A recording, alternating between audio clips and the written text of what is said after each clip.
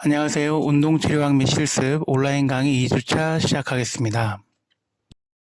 2주차 강의 내용은 1차 강의 영상, 2차 강의 영상, 3차 동영상 강의, 그리고 과제로 진행되겠습니다. 1차 강의 영상은 저희 교재 제1부 제1장부터 3장까지, 2차 강의 영상은 제4장에서 5장까지, 3차 동영상 강의는 어깨 관절에 대한 파트 1, 2로 나뉜 스페셜 테스트와 팔꿈치와 손목 관절에 관련된 스페셜 테스트, 무릎 관절에 관련된 스페셜 테스트 총 링크 4개를 제공하고 소요 시간은 29분 7초가량 소요되겠습니다. 저희 교재 제1부 제1장 재활 프로그램 설계에 대한 소개를 말씀드리겠습니다. 개요는 서론, 평가 과정에 대한 개요, 주관적 병력, 객관적 병력, 진단 결정, 기록 과정, 기능적 치료 목표의 설계, 포괄적 치료와 재활 계획의 작성, 치료적 모달리티 적용, 환자에 대한 재평가로 구성되어 있습니다. 먼저 서론과 평가 과정에 대한 개요로 시작하겠습니다. 재활 프로그램 설계의 임상적인 핵심은 모든 재활 수행의 이전과 이후의 환자 평가를 실시하여 대상자에게 적절한 치료를 결정하는 것입니다. 평가자들은 힙스, 홉스 또는 하퍼 중 어떤 손상 평가 유형을 따르든 간에 평가 결과는 똑같게 결정되어야 합니다. 히스토리, 인사이트, 팔페이션, 스페셜 테스트로 구성된 힙스, 히스토리, 옵저베이션, 팔페이션, 스페셜 테스트로 구성된 홉스, 히스토리, 옵저베이션, 팔페이션, 에발루에이션, 레퍼럴, 하퍼로 평가 과정의 변이를 제시할 수 있겠습니다. 다음은 주관적 병력입니다. 주관적 병력에는 손상 기전, 통증을 악화시키거나 감소시키는 활동, 과거의 병력, 사회력, 이전의 치료, 환자의 목표가 해당되겠습니다. 구체적으로 상자 1-2를 보시면 연령, 성별, 이전 기능, 활동이나 자세, 기능적 상태, 주호소 증상, 손상이 시작된 날짜, 손상의 기전, 통증의 특성, 통증의 강도, 증상이 시작할 때의 통증, 휴식을 취할 때의 통증, 활동할 때의 통증으로 나눠서 강도를 제시하는 것, 통증의 위치, 통증에 대한 표현, 예를 들어 날카로운, 둔한, 쑤시는 듯한, 화끈거리는 듯한 등의 표현들, 통증을 악화하거나 증가시키는 활동들, 통증을 경감하거나 감소시키는 활동들, 다른 통증의 특성, 예를 들어 방사통이나 관련통, 야간통 등을 들 수 있겠습니다. 발병 이후의 자세한 내용, 발병 이후 상태가 악화되었는지 아니면 호전되었는지 기술합니다. 과거의 병력이나 가족력, 사회력, 특히 사회력은 가정 환경이나 사회적 지지 시스템, 이동 접근성, 고용 및 여가 활동 등을 들 수 있겠습니다. 그러한 환자에게 영향을 미칠 수 있는 사회적 요소들을 포함시킵니다. 과거의 치료 또는 치료 결과, 과거의 수술 또는 수술한 날짜, 진단용 검사, 임상검사 또는 검사의 결과, 또 약물 또는 다른 질환과 관련해서 복용하는 약물, 약물에 대한 거부 반응인 알러지, 재활에 대한 환자의 목표까지 주관적 병력의 기록사항이라고 할 수 있겠습니다. 객관적 병력은 시진, 촉진, 가동범위 검사, 특수검사, 고유수용성 검사, 신경학적 검사, 관절 특이 검사로 진행됩니다. 진단 결정으로는 기능장애 이름과 분류를 제공하는 것으로서 환자, 임상 전문가, 그리고 보험회사 등에서 공식화할 수 있는 객관적인 의료 코딩이라고 할 수 있겠습니다.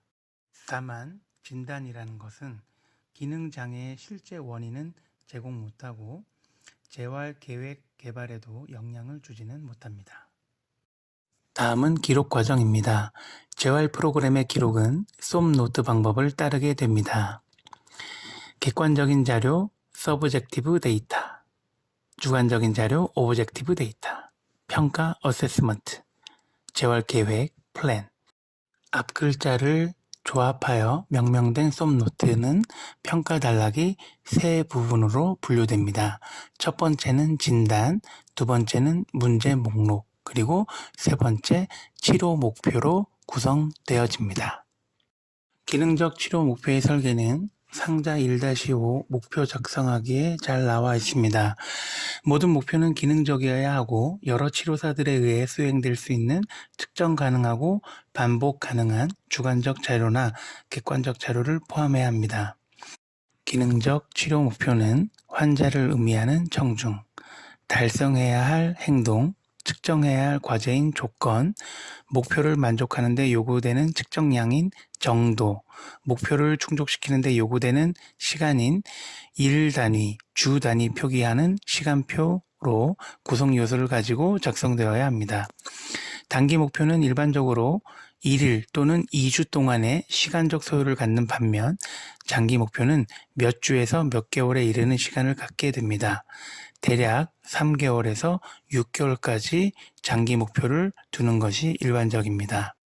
오른쪽에 있는 예제들은 첫 번째로 정상 보행 패턴과 무릎의 능동 굽힘에 관련된 부분과 통증 척도인 시각 유추 척도와 작업 활동에 따른 통증에 대한 감소 목표를 제시한 것입니다.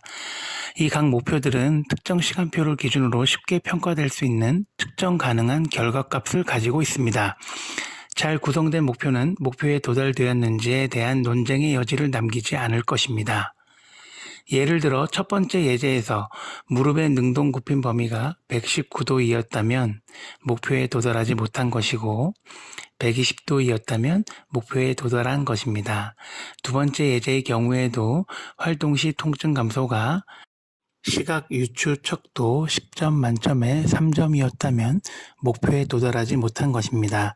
이렇듯 기능적 치료 목표의 설계에서는 구체적으로 정량적인 수치화된 객관적인 지표로서 비교할 수 있도록 설계되어야 합니다. 포괄적 치료와 재활 계획의 작성을 보면 환자의 문제를 통상적으로 치료할 수 있는 절차들을 기술한 것입니다. 환자의 문제가 통증, 염증 부종, 비정상적인 자세 또는 보행, 기능적 생체 역학의 변화, 관절 가동 범위의 감소, 근육의 유연성 감소, 근력의 감소와 위축 현상, 고유 수용성 감각, 균형의 감소, 신경학적 결손, 특정 신체 분절의 해부학적 기능적인 차이 등의 환자 문제에 대하여 포괄적으로 적용되는 치료 절차들은 제시된 표 1-3에 정리되어 있으니 참고하시면 되겠습니다. 치료적 모달리티 적용을 보시면 냉치료, 열치료, 전기치료, 초음파, 이온 도입 치료, 연부 조직 및 가동술 등의 치료적 모달리티는 스포츠 의학 분야에서 이루어지는 대부분의 치료 계획의 주요 요소로 활용되고 있습니다. 비록 많은 치료사들이 수동적 모달리티의 적용보다는 운동과 도수 기법을 선호하지만 활동으로의 복귀를 위해서는 치료적 운동과 함께 치료적 모달리티의 사용이 필요하겠습니다. 환자에 대한 재평가는 재활 프로그램을 설계하고 평가할 때 초기 평가만큼 중요한 평가라고 할 수 있겠습니다. 대상자의 진전과 후퇴에 대한 주관적, 객관적 평가 모두 포함하여 평가하여야 됩니다. 지속적인 재평가는 환자로 하여금 현 기능 수준에 맞게 활동하도록 만들게 됩니다. 다음은 제2장 조직 치유입니다. 조직 유형, 흔한 손상들, 연부 조직과 골절, 말초신경 시스템, 근육, 힘줄 치유와 관련된 내용, 치유 반응에 영향을 미치는 요인으로 설명드리겠습니다. 조직 유형으로서 결제 조직은 인체에서 가장 많고 다양한 유형으로 여러 기능을 담당합니다. 근육과 뼈의 부착처럼 장기를 부착하는 기능과 몸을 지지하고 틀을 만드는 뼈처럼 지지하고 구성하는 역할, 핵심 장기의 평평한 뼈들이 신체를 보호하는 것, 면역세포로서 면역 반응을 하는 것, 지방 조직으로서 에너지를 저장하는 저장소 역할, 뼈의 칼슘 저장과 같은 미네랄 저장소, 혈액과 림프 이동으로 대사산물이나 영양 등을 수송하는 역할 등의 기능을 하고 있습니다. 다음은 상피 조직입니다. 상피 조직은 장기를 둘러싸는 면밀한 조직으로 보호, 분비, 흡수의 기능이 있습니다. 상피 세포의 예시로서 피부를 보호하는 표피, 흡수를 담당하는 소화기 계통의 내부막, 분비 역할을 하는 선, 혈관 안쪽 막을 형성하게 됩니다. 다음은 근육 조직입니다. 길고 좁은 세포로 구성되며 정기적 흥분이 가능하고 조직 길이가 단축될 수 있습니다. 근 조직은 가로무늬근 또는 수의근으로 불리우는 골격근과 밑무늬근, 불수의근, 소화기 또는 혈관을 구성하는 심장근과 평활근 세 가지 유형으로 나눌 수 있습니다. 신경조직은 또 다른 유형의 조직으로 정기적으로 흥분될 수 있는 세포를 함유하고 있습니다. 신경조직의 정기적 신호들은 전달되어 여러 가지 정보의 형태에 반응하게 됩니다. 신경조직은 우리의 뇌, 척수 그리고 신경들에 분포되어 있습니다. 조직에 나타날 수 있는 급성 그리고 만성 손상들은 해당 조직에 따라 여러 가지 형태로 나타날 것이며 또한 가해진 힘의 형태에 따라 달라질 수 있습니다. 첫 번째로 열상은 돌출된 뼈 부위에 피부가 너덜거리는 불규칙한 파열입니다. 다음으로 박리는 찰과상이라고도 불리우며 피부 껍질이 벗겨지는 밀리는 힘에 의해 피부 표피가 제거된 상태를 의미합니다. 다음은 절개로서 예리한 물체에 의해 평평하고 원활한 부위의 상처를 의미합니다. 네 번째 적출은 피부가 완전 분리된 상태이고 마지막으로 천자는 피부 깊숙이 뚫고 들어온 물체에 의한 구멍 형태의 상처를 의미합니다. 또 다른 조직의 손상의 예시로서 골절을 들 수 있겠습니다. 설명은 쉘터 해리스의 뼈끝 골절의 특징의 분류를 기준으로 말씀드리겠습니다. 정상을 기준으로 타입 1의 분류는 성장판을 완전히 관통하는 골절의 평평한 골절입니다. 타입 2는 성장판을 뚫고 뼈 몸통의 일부로 발생한 골절입니다. 타입 3는 성장판의 일부를 통과하고 뼈 끝의 일부가 균열된 골절입니다. 타입 4는 뼈 몸통, 성장판 및 뼈 끝 부분을 관통하는 골절입니다. 타입 5는 충돌로 인한 충격으로 성장판이 분쇄된 골절을 의미합니다. 연부 조직의 치유는 교재의 표 2-1을 참고하시면 되겠습니다. 단계는 염증 단계를 첫 번째 단계로 다음 복구 재생, 리모델링 성숙 단계를 거치게 됩니다. 염증 단계는 7일 정도 시간이 소요되고 통증, 부종, 발적, 미열, 기능 상실의 징후와 증상이 나타날 수 있습니다. 치료의 목표는 통증의 관리, 부종 및 출혈의 최소화, 최적 치유 상황을 증진시키는 것을 목표로 잡습니다. 주의사항은 재손상을 방지하고 염증을 악화하는 부분을 방지해야 되겠습니다. 복구와 재생의 과정은 4일 내지 21일 정도 소요되며 약 3주 정도 시간이 소요됩니다. 부종 감소와 촉진 시 통증, 동작 시 통증이 일어나는 징후와 증상이 나타날 수 있습니다. 치료 목표는 최적의 치유 형성을 촉진하는 것과 남아있는 통증과 부종을 관리하는 것을 목표로 세울 수 있겠습니다. 복구와 재생 과정에서 주의사항은 치유 조직 방해를 방지하고 강직성을 최소화하고 위축을 최소화하며 역학적 하중 시에 빠른 변화를 방지해야 되겠습니다. 리모델링과 성숙 과정은 2년까지 시간이 소요될 수 있겠습니다. 부종이 지속되거나 동작이나 하중 시에 통증이 지속되는 징후와 증상이 나타날 수 있습니다. 치료 목표는 최적의 조직 형성을 촉진하는 것과 근력, 지구력, 힘 회복에 목표를 두고 일상생활을 복귀하고 신체 활동을 재개하는 데 치료 목표에 중점을 두어야 되겠습니다.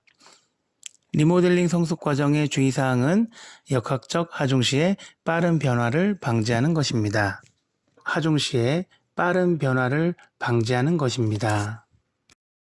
골절의 치유는 일반적으로 4단계의 접근으로서 염증 단계, 섬유성 연골 형성 단계, 경성의 가골 형성 단계, 뼈 리모델링 단계를 거쳐서 골절이 치유하는 과정을 거치겠습니다. 인간의 콜라겐의 리모델링과 성숙 과정을 보면 먼저 좌측에 있는 새로운 콜라겐이 형성될 때 그 콜라겐 섬유가 구조적으로 약하고 무자기한 패턴으로 형성되게 됩니다. 그러다가 오른쪽 그림처럼 리모델링이 몇 주 또는 몇 달간 지속되면서 콜라겐은 적용되는 힘의 방향에 따라 정렬을 하게 됩니다. 따라서 좋은 재활 프로그램은 뼈의 리모델링을 촉진하지만 너무 공격적인 프로그램은 리모델링 과정을 저해할 수 있습니다. 다음에 그림 2-5를 보면 골절 치유 과정을 도식화한 것입니다. 치유의 단계에서 첫 번째 염증 단계를 거치면 부종과 혈액 순환이 증가되게 됩니다. 이후 섬유성 연골이 형성되어 골절면이 유합을 시작하게 되고 시간이 지남으로 인해서 좀 더 단단한 연골로 형성되게 됩니다. 마지막으로 뼈 리모델링 과정에서 뼈 조직은 힘의 방향에 따라 정렬이 되고 좀 더 치밀해지면서 단단해져 뼈 골절 이전 상태로 강도와 형태가 회복되면서 골절은 치유되겠습니다. 다음으로 말초신경 시스템, 근육, 힘줄의 치유를 말씀드리겠습니다. 말초신경계는 중추신경계보다 재생 확률이 높게 나타나 있습니다. 재생 확률의 차이는 슈반세포와 같이 재생에 도움이 되는 세포의 유무와 신경세포체의 가까운 손상의 손상 부위 등 다중의 요인이 작용됩니다. 근육의 치유 과정은 근조직의 외상이 발생되면 혈종이 형성되게 되고 염증세포 반응이 일어나며 식균 작용을 거치게 됩니다. 이후 모세혈관이 증식되고 반응 조직이 형성되면 이후 리모델링 성숙 과정으로서 근육이 치유됩니다. 근육이 손상된 직후에 능동운동을 하는 것은 반응 형성을 촉진시키고 재생 과정을 손상시키며 재파열을 초래할 수 있습니다. 또한 오랜 고정으로 인해서는 위축이나 반응 형성 증가로 회복 지연을 초래할 수 있습니다. 힘줄 치유는 파열된 단말부가 폐쇄된 경우 연부 조직 치유 과정인 염증 단계, 증식 복원 단계, 리모델링 단계 등의 기본 과정과 같은 과정으로 치유됩니다. 불행하게도 파열된 힘줄은 손상 부위로부터 줄어드는 경향 때문에 수술적인 복원이 필요하게 됩니다. 일단 단말부가 맞추어지고 정렬이 되면 정상적인 치유 진행은 혈종이 형성되고 혈소판이 집합되며 염증 세포가 소집되고 식균 작용을 거치게 됩니다. 혈관이 생성되고 섬유 아세포가 증식된 후 리모델링 과정을 거쳐 힘줄은 치유되겠습니다. 조직 치유 반응에서 치유의 속도와 재생 가능성에 영향을 미치는 여러 가지 요인이 있습니다. 뼈, 근육, 말초신경들은 재생 능력이 있고 그 구조 자체의 재생 능력에 따라 예후는 달라질 수 있습니다. 하지만 손상이 너무 심하면 조직 재생이 어려워 수술적 처치가 필요할 수 있습니다. 치유되는 속도는 외상의 심한 정도, 저조한 혈관 공급, 손상 부위의 조직 결함, 감염, 당뇨병, 노령 및 영양 결핍 등 여러 가지 요인에 의해 지장받을 수 있습니다. 신경 공급 또한 조직 치유의 핵심적인 요인이라 할 수 있겠습니다. 마지막으로 제3장 재활의 심리학적 측면입니다. 재활 과정에서 대상자와 치료사는 아주 친밀한 관계를 형성하여 재활 과정을 진행해야 되겠습니다. 치료사는 인지 능력과 임상 능력에서 의료적인 지식과 지적 기술인 인지 능력을 함양하고 그에 따른 의사결정과 기술의 통합을 통해서 임상적으로 적용해야 되겠습니다. 스트레스와 손상의 관계는 재활 과정에서 스트레스를 대하는 사람의 인성, 스트레스 요인과 대처 자원이 스트레스 상황에 대한 반응에 어떠한 영향을 주는지 밀접하게 관찰하고 분석해야 되겠습니다. 사람의 인지적인 평가와 생리적인 활성의 수준, 주의성 혼란을 통해서 스트레스와 손상의 관계는 나타날 수 있겠습니다. 따라서 심리적인 중재를 통해서 스트레스에 대해서 손상에 영향을 미치는 여러 가지 관계 요소들을 긍정적으로 전환시킬 수 있는 재활의 심리학적 측면을 목표로 진행해야 되겠습니다. 재활 프로그램 고착은 성공적인 손상 회복에 중요한 역할을 합니다.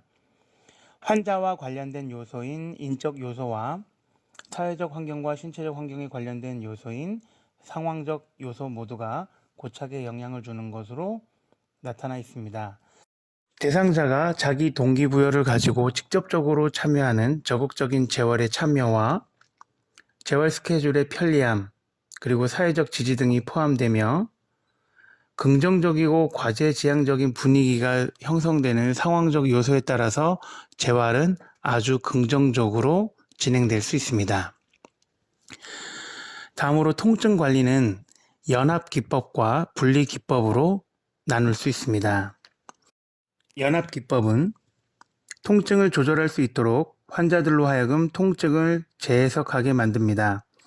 통증을 인정함으로써 환자들은 통증을 위협이라고 보지 않고 능동적으로 통증에 대처할 수 있게 하는 기법의 하나입니다. 다음은 통증 관리 방법으로 분리기법입니다. 분리기법은 주의 분산의 내적 방법이나 외적 방법을 통해 통증으로부터 멀어진 관점에서 이루어지는 기법입니다. 예시로 호흡에 초점을 맞춘 운동, 음악 듣기, 텔레비전 보기 또는 독서 등을 예로 들 수 있겠습니다. 놀이 또는 활동으로의 복귀를 돕는 것은 활동 참여를 통해 심리적으로 또는 신체적으로 회복을 준비하는 데 아주 필요한 과정이라고 할 수 있겠습니다. 환자가 재활 과정에서 이런 단계를 거치는 것은 복귀를 준비하는 데 있어서 심리적 평가에 지속적으로 참여해야 되고 부드러운 전이를 위해 반드시 필요한 과정이라고 할 수 있겠습니다. 마지막으로 커리어 변화에 따른 손상입니다. 손상 이전 활동으로 복귀할 수 없는 환자를 위해 치료사들은 심한 정서와 부가적인 어려움을 다룰 수 있도록 준비해야 되겠습니다. 손상으로 인한 신체 활동의 엄청난 변화나 은퇴는 회복의 신체적 측면을 능가하는 여러 가지 결과를 초래할 수 있습니다. 손상 후에 변화된 상황에 따라서 심한 정서를 경험할 것이고 거기에 적응하게 되고 우울감을 갖고 외상 후 스트레스 장애나 불안감들이 나타날 것입니다. 심한 재정적인 문제나 통제, 정체성의 상실감, 고립, 비활동, 회복에 대한 불확실한 상태, 무너진 꿈, 사회 지지망의 변화, 커리어 변화에 대한 욕구 등이 재활의 심리학적 측면에 영향을 미치겠습니다. 따라서 성공적인 재활의 기회를 증가시키기 위해 치료사들은 회복 과정에서 신체적인 측면뿐만 아니라 재활 심리학적 측면에서 면밀한 고려가 필요하다고 할 수 있겠습니다. 이로써 온라인 강의 2주차 1차 강의 영상을 마치도록 하겠습니다. 여러분들 고생 많으셨습니다.